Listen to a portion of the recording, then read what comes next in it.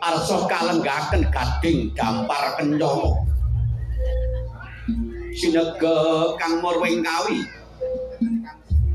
Kanjeng Rama baka semecah baka setindak tansah manungku puja marang ngarsaning Gusti ingkang Maha Suci. Mugi kang putra dalah ingkang putri tansah pinaringan utawi ginanjar slamet. Parandene Kanjeng Ibu anjurungi lampah amatek wijangan kanan kelawan kiri kena den wastani tutpuri handayani Kanjeng Rama nggih nyanggendong marang ingkang putra sampun ratak rambat minggah siti hinggil binaturata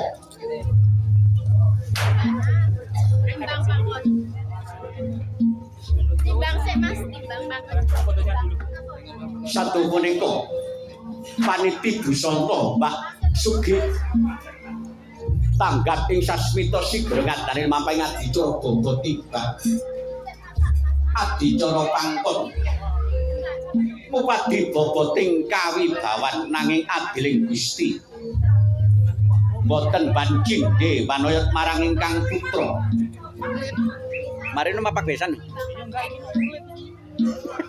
Jawes. Aduh. Ing batos Kanjeng Ibu. Piye rasane atimu, Bapakne? Atiku wis gumolong Ibu. Ora tak anggap anak mantu senajan putra mantu. Lenggahing rasa dumunung pangrasa. Rasaku anakku dhewe, pangrasaku ya anakku dhewe. Satu punika bapa timbang adicara mangkon. Syukur yen pados mekaten Kanjeng Rama, Bapakne paripurna lumampahing adicara bapa timbang. Mbak Sugih sigra tanggap ing sasmita. Kanjeng Rama katon amatek wijangan kanan kelawan kiri kena den wastani tanem jeruk. Ditahan Pak ya. Anakku nggih. Bagus Roni. Rumakna ya nggih anakku. Wiwit ing rika lenggan iki wiwit dina minggu iki tak wisuda dadi pangembating praja Tulit. Tegese dadi kepala keluarga ya, Le. Pinter momong keluargamu gegulang-gulung entak marang keluargamu ya Tulit. Demen manembah marang Gustimu liwat agamamu ya nggih. Kanjeng Rama mangestuaken dawuh Kanjeng Rama. Nanging sampun ngantos wonten pedhote Kanjeng Rama gegulang-gulung entak marang ingkang putra. Ya nggih iku wajibane wong tuwa nggih. Nanging bapak kelawan ibu bisane mung ndongakake ya nggih.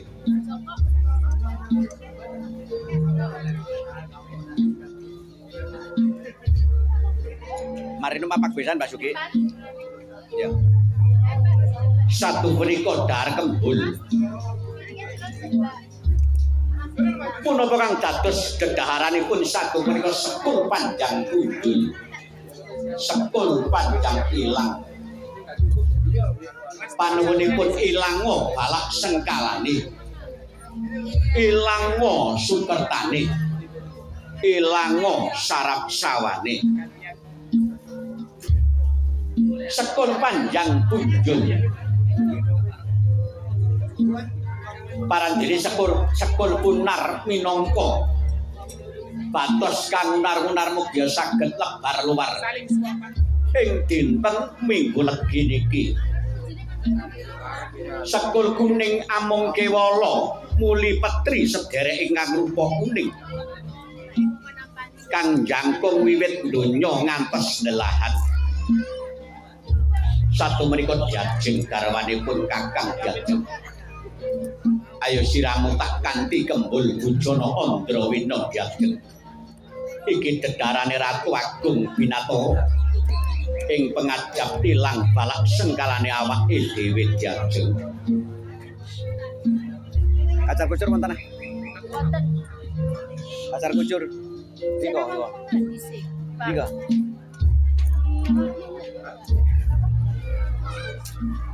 Beda nek kowe wis. Ngombene. Satu punika paripurna dahar kembul.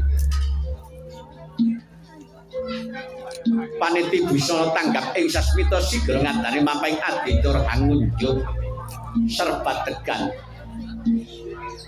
Punapa kang dados werdining serbat tegan satu punika? Manungku puja ngarsanipun Gusti pengajap enggal dipun paringi momongan. Satu punika jajeng garwanipun Kakang Jajeng. Ayo sidang untuk kangsun kanthi pangunjuk serbat tegan. Kakang Mas nuningge Kakang Mas pangestuaken dawuh supaya awake dhewe enggal diparingi momongan.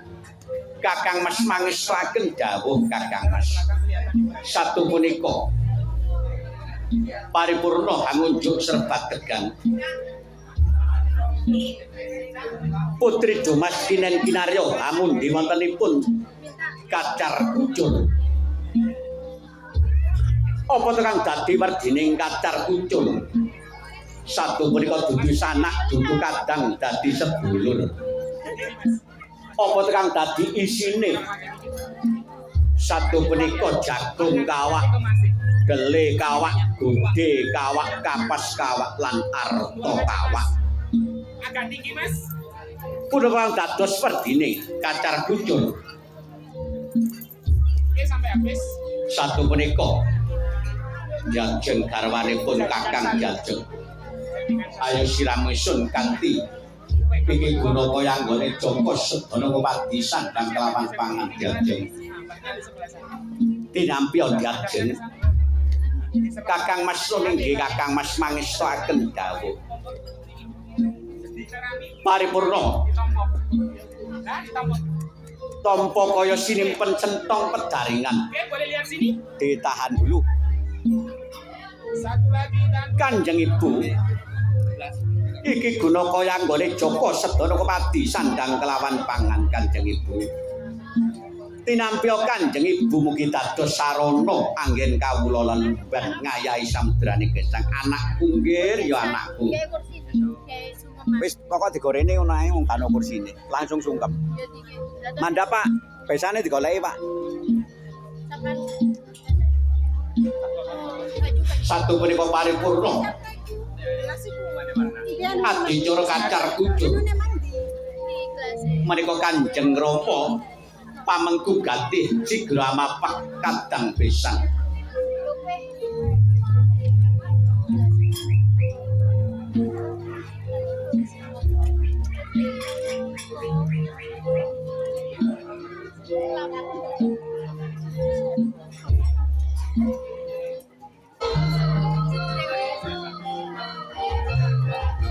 Anakku yo apa yo? Prenjake ganter. Sesuk sekesuk sore sak sore. Yaktine ana tamu agung, Nduk. Ngono yo. Heeh. Panjenengane menika Bapak Rudi ingkang minangka tetalangane basa saking panjenenganipun menika Swargi Gunawan. Kayak kursi kene. Boten napa-napa. Timbangane ngenteni. Lagi. Nggih. Pak dijem. Raka Mas monggo pinarak lenggah paring idi pangestu. Tumanduk ingkang putra dalah ingkang putri. Kekanten asta tumuju sasana rinengga. Menika Bapak Rudi sesule saking panjenenganipun Swargi Bapak Gunawan. Ugi panjenenganipun pamengku gati ingkang sumadya lenggah gading dampar kencana paring idi pangestu. Besan wonten mriki. Besan mriki. Nah.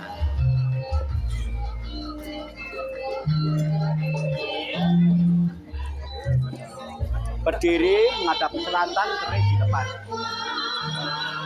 Ya, berdiri menghadap selatan, keris di depan. Mas Agak nyerong lagi. Agak nyerong lagi. Nyerong ke sana. Nyerong ke sana kayak aku ada kayaknya. Lagi, kurang nyerong. Stop. Oke, mbaknya agak ke sini dikit. Mas, tangannya pegang gini. Lihat bahu sebelah kiri. Mbak, nanti kerisnya dicabut semua ya. Semua. Dilepas. Tangan dua, Mbak. Cabut semua. Satu punika Taruh di kursi di tengah-tengah. Sabar aku. Kerisnya di sini. Mbak Sugi, kerisnya Mbak Sugi. Bapak Ibu pindah ke tengah. Canelo dilepas sandal. Bapak Ibu nunggu Bu, Pak, nunggu di tengah. Maju lagi lah.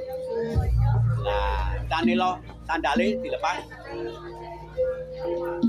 Menghadap ke barat. Ngabiantoro tegese jongkok, tangan kanan salaman, tangan kiri di pundak Bapak. Kurang geser dikit ini. Nah, Kurang geser sedikit lah awal. kawis toro ngabyantoro anggur pepadonipun Kanjeng Rama kalah Kanjeng Ibu. Lamat-lamat namung dumelenging saswita. Kanjeng Ibu para malalo nambano nggih.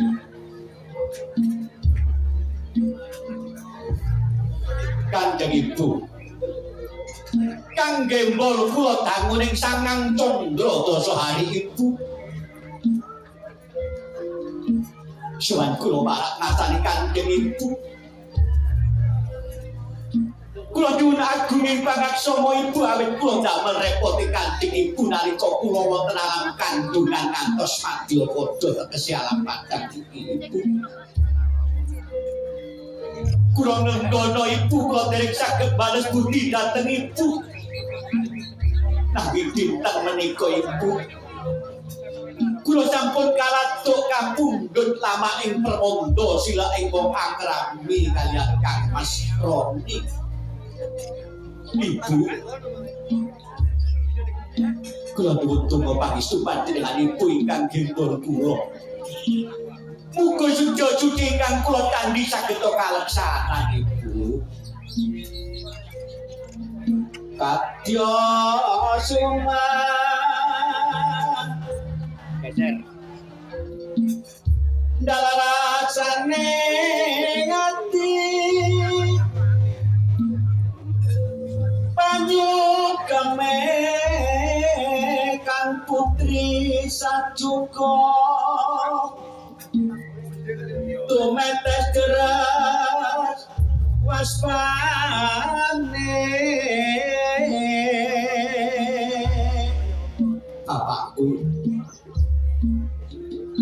Bapakku kang ukir jiwa raga kula Kanjeng Rama inggih menika Bapak Riyadi. Kula mengkono jumeting pangertosan kula Kanjeng Rama kula emun nalika sih cilik.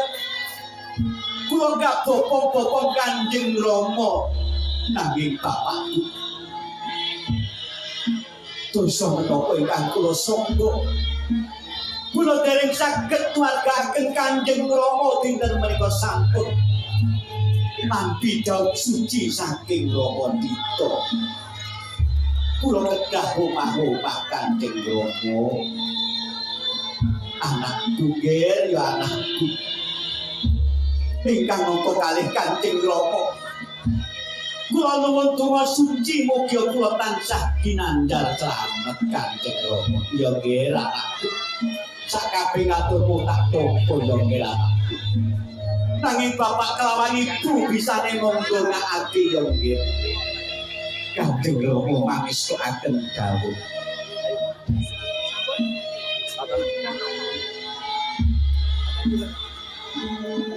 Paripura sungkem dhateng Kanjeng Rama inggih menika Bapak Riyadi so Ibu Saini sungkem dhateng arsanipun Kanjeng Rama. Inggih menika kang dipun taleng kalih panjenenganipun Bapak Rudi. Sun tampa panyung kemira muga